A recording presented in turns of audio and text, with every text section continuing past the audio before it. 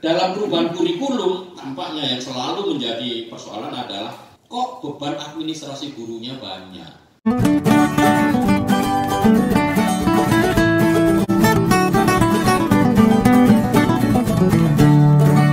Tanya Pak Doni saja. Padahal amanat dan tugas guru di Undang-Undang Sidiknas itu nggak ada, itu membuat tugas, melaporkan tugas administrasi itu mana ada itu pasal-pasalnya, nggak ada Bapak. Tapi menjadi sangat banyak. Poin berikutnya, evaluasi dalam Undang-Undang Sidiknas, jadi ini terkait penilaian, itu secara umum lebih mengacu pada penjaminan sistem pendidikan. Jadi kalau kita lihat definisi evaluasi di dalam poin 21 di ketentuan umum itu kan begini. Evaluasi pendidikan adalah kegiatan pengendalian, penjaminan, penetapan mutu pendidikan terhadap berbagai komponen pendidikan pada setiap jalur, jenjang, dan jenis pendidikan sebagai bentuk pertanggungjawaban penyelenggaraan pendidikan. Jadi evaluasi itu untuk penyelenggaraan pendidikan. Maka ini sebenarnya lebih pada evaluasi sistem. Harusnya akan ada badan akreditasi seperti itu. Tetapi ini nggak spesifik evaluasi tentang hasil belajar anak-anak. Ini yang menjadi persoalan kita. Hasil belajar anak-anak itu evaluasinya ada di pasal 58 ayat 1. Yang dikatakan bahwa hasil belajar siswa itu ditentukan oleh pendidik yang dilakukan secara berkelanjutan, itu kan. Itu kan sebenarnya formatif. Hanya di situ saja.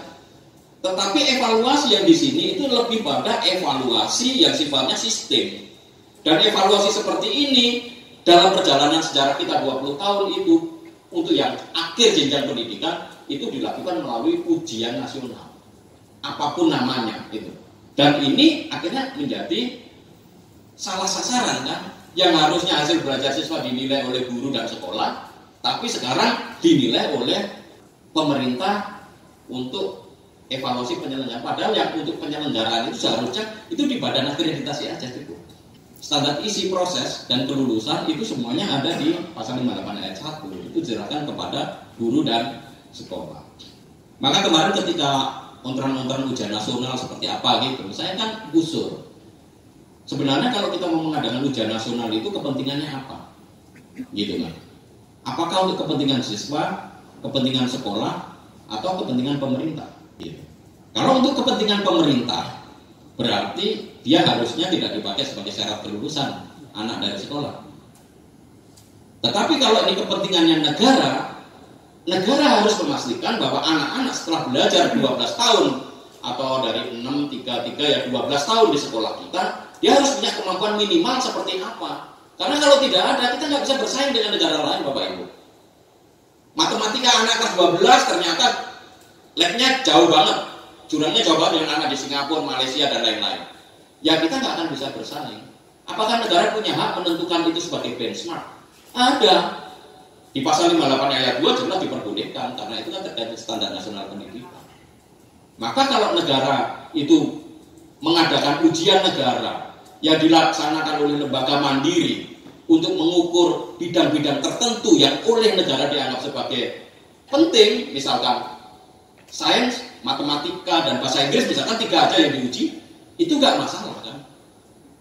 Karena ini daya saing bangsa itu tergantung di sini. Kalau anak-anak kita yang 3 hal ini minimumnya aja nggak bisa ditentukan oleh negara, ya negara itu nggak bisa menilai hasil belajarnya.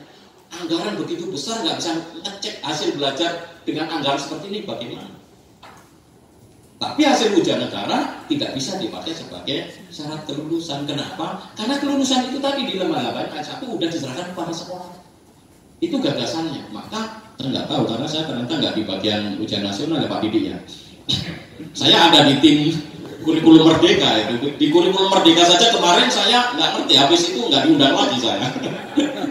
Sementara saya yang di ujian nasional, saya cuma jadi narasumber sekali aja di Hotel Pullman itu kan.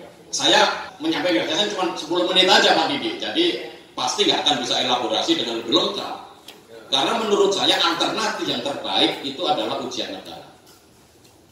Anak diuji pada akhir jenjang, ditentukan oleh negara, mata pelajarannya itu bisa berganti-ganti setiap tahun nggak masalah, tetapi yang dianggap negara penting, sains, matematika, lalu kemudian bahasa Inggris, karena itu kita global. Sama bahasa Indonesia menurut saya. Yang sains itu nanti anak-anak bisa milih Apakah IPA terpadu atau IPS terpadu? Itu. Nanti ada kecemburuan, ini menjadi mata pelajaran utama. Lah ngapain kecemburuan? Kan udah dikasih kewenangan di 8 ayat 1.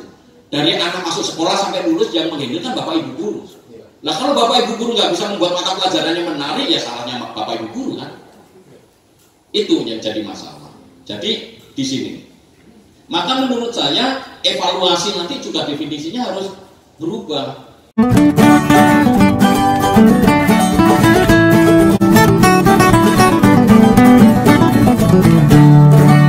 Tanya Pak Doni saja. Sekarang saya mau bicara tentang dekade ini, inovasi apa sih yang menurut saya masih layak dan pantas untuk dipertahankan.